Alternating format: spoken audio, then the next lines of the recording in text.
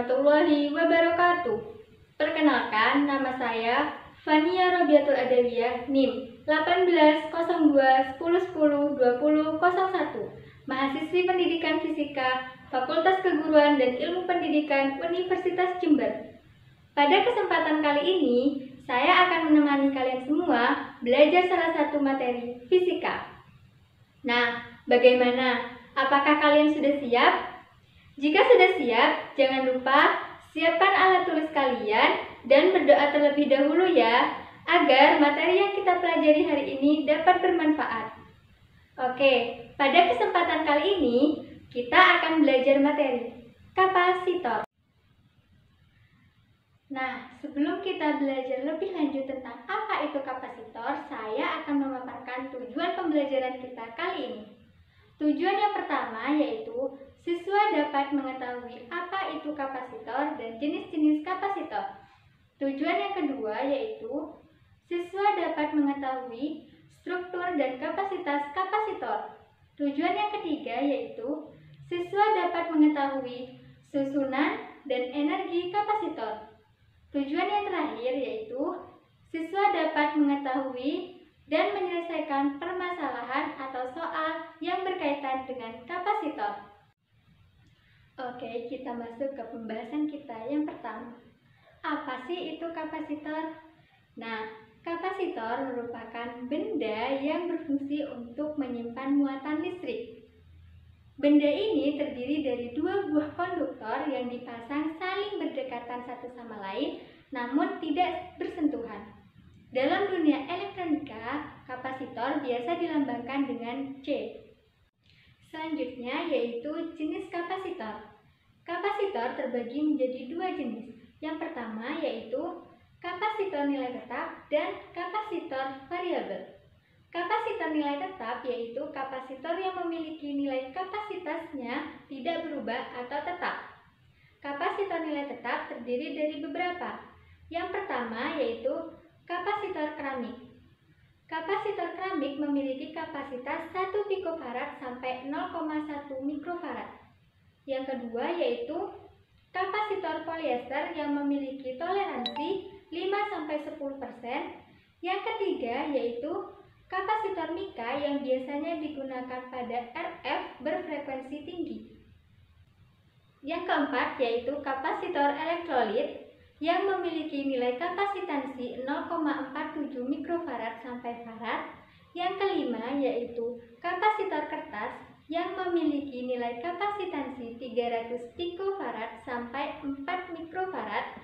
Yang keenam yaitu kapasitor tantalum yang banyak digunakan karena memiliki range kapasitansi yang bervariasi dan toleransi yang baik. Selanjutnya yaitu kapasitor variabel. Kapasitor variabel adalah kapasitor yang memiliki nilai kapasitansinya yang dapat diubah sesuai kebutuhan. Kapasitor variabel terdiri dari beberapa jenis. Yang pertama yaitu varco atau variabel kondensator yang memiliki nilai kapasitansi 100 mikrofarad sampai 500 mikrofarad. Yang kedua yaitu kapasitor trimmer yang memiliki nilai kapasitansi 100 mikrofarad saja. Selanjutnya yaitu struktur kapasitor. Pada dasarnya, kapasitor tersusun atas dua buah plat besi yang dipisahkan oleh bahan dielektrik. Bahan dielektrik merupakan suatu bahan yang bersifat sebagai isolator listrik. Artinya, bahan dielektrik tidak dapat dialiri oleh arus listrik. Bahan dielektrik dapat berupa zat padat, gas, maupun cair.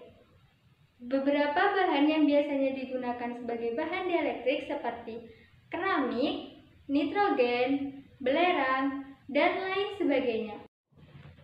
Berdasarkan gambar di atas, terlihat bahwa ketika pelat dihubungkan dengan sumber tegangan V, muatan positif akan berkumpul di salah satu kaki elektroda dan muatan negatif akan berkumpul di kaki elektroda yang lain. Muatan positif tidak dapat mengalir ke kutub negatif, begitupun sebaliknya, karena terdapat bahan dielektrik yang memisahkan kedua buah plat sejauh D. Selanjutnya yaitu kapasitas kapasitor. Kapasitor berfungsi untuk menyimpan muatan listrik. Untuk mengetahui banyaknya muatan yang tersimpan, berbanding lurus dengan beda potensial yang digunakan. Perumusan matematis untuk mengetahui kapasitas kapasitor yaitu C sama dengan Q per V, di mana C merupakan kapasitas kapasitor dengan satuan farad atau F, Q merupakan muatan listrik dengan satuan coulomb, dan V merupakan beda potensial dengan satuan volt. Jenis bahan dielektrik yang digunakan juga berpengaruh terhadap besarnya kapasitas kapasitor. Secara matematis, kapasitas kapasitor keping sejajar dengan bahan dielektrik udara dapat dirumuskan sebagai berikut, yaitu C sama dengan epsilon 0 kalikan A per D, di mana C merupakan kapasitas kapasitor dengan satuan farad, epsilon 0 merupakan permitivitas ruang hampa 8,854 kali 10 pangkat 12 C per Vm, A merupakan luas keping sejajar dengan satuan meter persegi, D merupakan jarak antar keping dengan satuan meter. Selanjutnya yaitu susunan kapasitor. Jika pada materi hambatan terdapat susunan seri dan paralel, begitu pula pada susunan kapasitor. Susunan yang pertama yaitu susunan seri. Susunan seri yaitu susunan kapasitor secara berurutan dan tidak bercabang. Pada susunan seri berlaku yang pertama, muatan pada setiap kapasitor sama. Qs sama dengan Q1 sama dengan Q2 sama dengan Q3. Yang kedua, potensial susunan seri sama dengan jumlah potensial setiap kapasitor. Vs sama dengan V1 plus V2 plus V3. Yang ketiga, kapasitas kapasitor dapat diketahui dengan menggabungkan kedua persamaan 1 dan persamaan 2, di mana Vs sama dengan V1 plus V2 plus V3, di mana V sama dengan Q per C, sehingga Qs per Cs sama dengan Q1 per C1 plus Q2 per C2 plus Q3 per C3, di mana nilai Q karena di muatan seri sama sehingga dapat diimajiner dan dihilangkan sehingga menjadi 1 per Cs sama dengan 1 per C1 plus 1 per C2 plus 1 per C3. Yang kedua yaitu susunan paralel. Susunan paralel yaitu susunan kapasitor yang bercabang. Perhatikan gambar berikut. Pada susunan paralel berlaku 1. Potensial setiap kapasitor sama. Vp sama dengan V1 sama dengan V2 sama dengan V3. Yang kedua, muatan pengganti pada kapasitor bersusunan paralel yaitu sama dengan jumlah setiap kapasitor.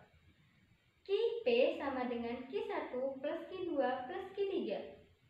Yang ketiga yaitu kapasitas kapasitor pada rangkaian paralel dapat diperoleh dengan menggabungkan persamaan 1 dan persamaan 2, di mana Qp sama dengan Q1 plus Q2 plus Q3, di mana Q sama dengan V kali C, sehingga Vp kali Cp sama dengan V1 kali C1 plus V2 kali C2 plus V3 kali C3, karena V pada rangkaian paralel bernilai sama sehingga dapat disebut imajiner, sehingga kemudian persamaannya menjadi Cp sama dengan C1 plus C2 plus C3, yaitu energi kapasitor.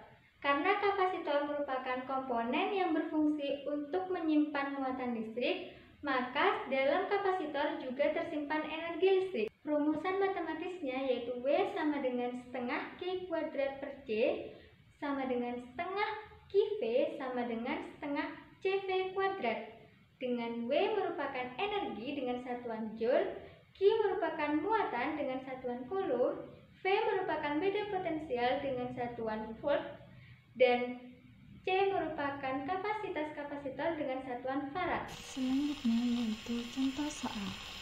Contoh soal yang pertama, sebuah kapasitor dipasang pada tegangan 330 volt Bila muatan yang disimpan 220 mikrocoulomb, tentukan kapasitas kapasitornya. Yang pertama, kita tuliskan terlebih dahulu apa yang diketahui.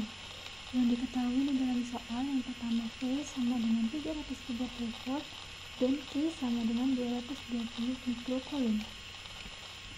Selanjutnya yang ditanyakan adalah C. Jawab, C sama dengan Q per V. C sama dengan 220 per 330 sama dengan C sama dengan 0,67 mikrofarad. Jadi, kapasitas kapasitornya adalah 0,67 mikrofarad. Selanjutnya, contoh soal yang kedua, yaitu 5 buah kapasitor memiliki kapasitas yang sama, yaitu 3 mikrofarad. Jika kelimanya disusun secara paralel lalu dihubungkan dengan beda potensial 4 volt, berapakah besarnya muatan listrik yang tersimpan di dalamnya? Yang pertama, tuliskan terlebih dahulu apa yang diketahui. Yang diketahui yaitu C1 sama dengan C2 sama dengan C3 sama dengan C4 sama dengan C5 sama dengan 3 mikrofarad. V sama dengan 4 volt. Yang ditanyakan adalah banyaknya muatan listrik yang tersimpan atau Q. Oke, jawab. Untuk yang pertama yaitu mencari C pengganti terlebih dahulu. Perhatikan susunan pada soal, karena di soal ini susunan kapasitor disusun secara paralel, maka untuk mencari C pengganti yaitu menggunakan CP sama dengan C1 plus C2 plus C3 plus C4 plus C5. CP sama dengan 3 plus 3 plus 3 plus 3 plus 3 sehingga CP sama dengan 15 mikrofarad. Setelah nilai C penggantinya diketahui, maka untuk menentukan besar muatan, masukkan ke rumus kapasitas kapasitor yaitu Q sama dengan C kali V, di mana Q sama dengan C-nya diketahui 15 mikrofarad, V-nya diketahui 4 volt, maka Q sama dengan 60 coulomb. Jadi besar muatannya adalah 60 coulomb. Demikian video kali ini, semoga dapat bermanfaat. Wassalamualaikum warahmatullahi wabarakatuh.